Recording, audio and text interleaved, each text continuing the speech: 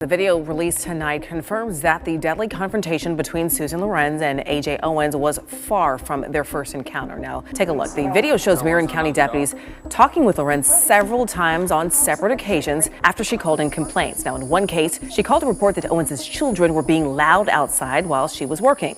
In a world where Karens dominate the headlines daily, their antics have become all too familiar. But today, we're diving deeper into a realm where the consequences are dire, and the spotlight shifts from petty disputes to serious crimes and life sentences. Hannah Payne's eyes filled with tears as Clayton County Judge Jules Scott gave the convicted killer life for the malice murder charge. We head to Clayton County, where Hannah Payne, a 25-year-old woman from Georgia and, according to the court, tried covering up her crime with the most ridiculous lie ever told. Payne allegedly took it upon herself to administer justice on the 62-year-old Kenneth Herring. In the month of May 2019, Mr. Herring had hit a trailer that was carrying legal firearms, and without notifying the police, he drove off. Hannah Payne, who was nearby, saw this incident and decided to follow Mr. Herring for about a mile before pulling him over. She called 911 to report this issue, and over the phone she was heard yelling at Mr. Herring.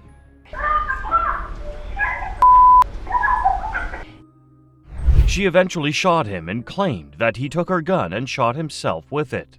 Payne was more or less a passerby in this case. She could have called the police and waited for them to arrive before reporting the case. She decided to take matters into her own hands by playing the role of a police officer, and this landed her in huge trouble.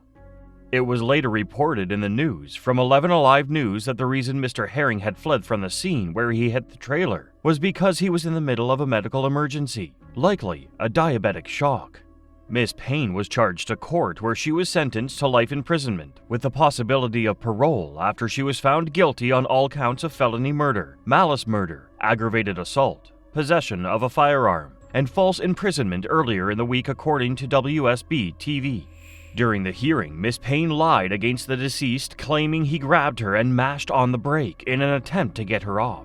Furthermore, she claimed that at some point, Herring started revving his engine and pulled away from the scene of the initial crash. In her testimony, she stated that she was speaking with a 911 dispatcher at the time, who inquired as to whether she had managed to obtain his license plate number. She claimed that she got in her car as soon as she realized she hadn't, and assumed no one else had either. Terry Robinson, the man she thought was the state cop, instructed her to go, implying that he wanted her to follow Herring, she testified in court.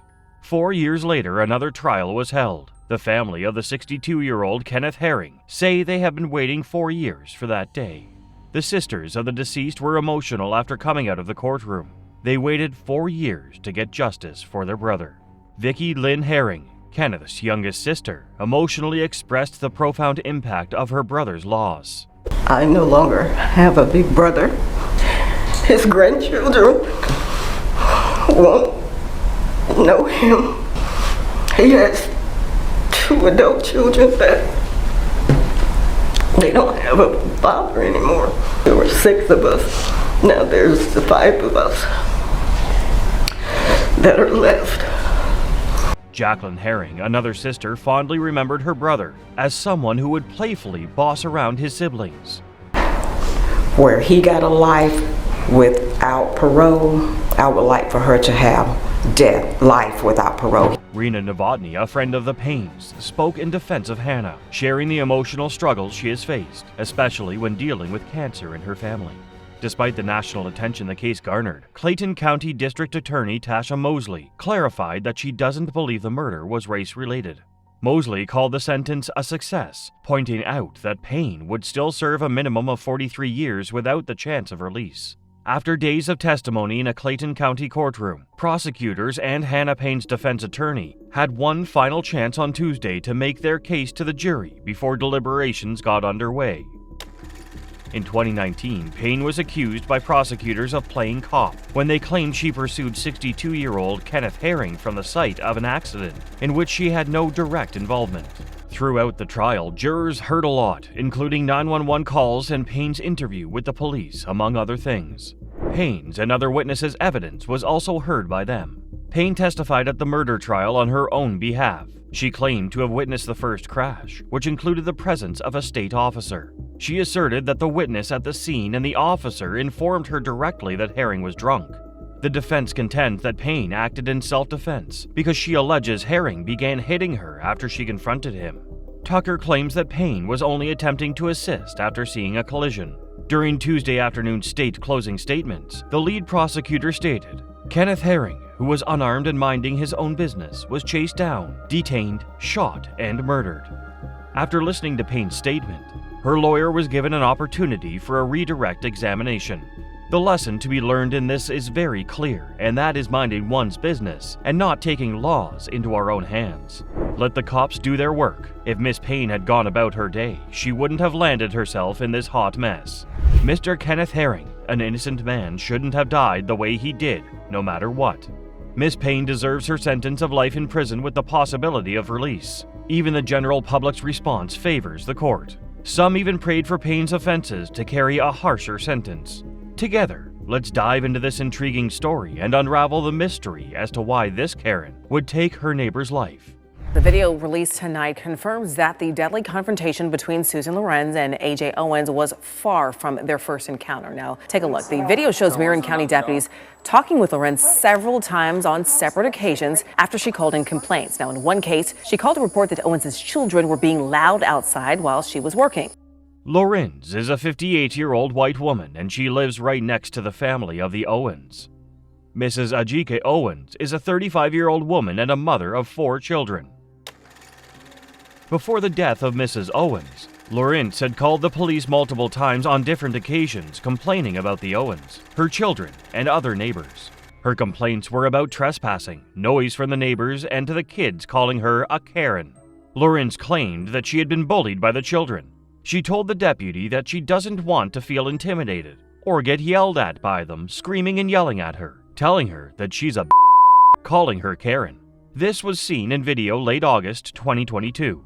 Loren would always tell the parents that there are other places their children can play, and in return the parents would tell her the kids aren't hurting anyone or causing any damage.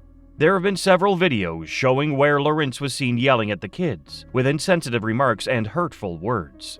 6 children attested to the fact that Loren had been aggressive towards the Owens, yelling profanities and hurtful words at them. Other neighbors also reported extreme acts of intolerance exhibited by Loren, such as getting in her car and revving it in retaliation when children and barking dogs bothered her, and parking her truck near areas where the children were playing and setting off her car alarm. Also, in November 2022, on a recorded phone call, Loren was heard calling her neighbors hooligans. What broke the backbone of it all happened on the 2nd of June.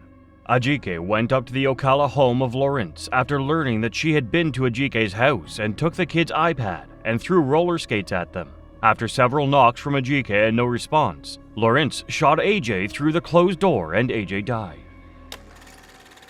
Susan Louise Loren was charged with manslaughter with a firearm, culpable negligence, violence, and 2 counts of assault, and was identified as Owens' killer.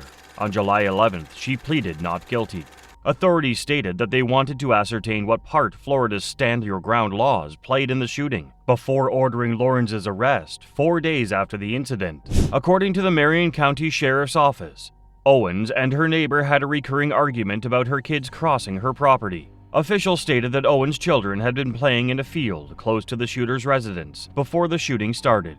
One of the kids dropped his iPad on the floor, and the suspect is said to have snatched it. Mr. Diaz told MSNBC, "The white woman had it, would not give it back to my grandson," adding that the suspect was allegedly using profanity. Like any other child, he went home to tell his mother, "My daughter just knocked on the door." Police were notified by witnesses that the suspect had reportedly thrown roller skates at Owens' children, which prompted the mother of 4 to confront her at her door. Loren even went as far as telling the deputy that she is like the perfect neighbor and does not bother anyone at all. Loren, who stated she shot Owens out of fear for her life, has not had murder charges brought against her by Florida authorities. Rather, she faces 1 charge of assault and 1 count of manslaughter with a handgun. According to Florida State Attorney William Bill Gladson, Loren did not demonstrate the depraved mind necessary to distinguish second-degree murder from manslaughter under state statutes. Depraved mind requires evidence of hatred, spite, ill will, or evil intent toward the victim at the time of the killing, Gladson said. As deplorable as the defendant's actions were in this case, there is insufficient evidence to prove the specific and required elements of second-degree murder. Loren could actually face up to 30 years in prison. A judge granted a $154,000 bond with the condition that she wear an ankle monitor and stay away from the Owens family. This case, however, begs the question of whether or not this Floridian jury acted out of prejudice or was just in giving their verdict, considering the evidence tendered. Also, could Loren's action have been seen as just a defensive act or violence in an unreasonable circumstance? Get ready for more thrilling videos that will keep you on the edge.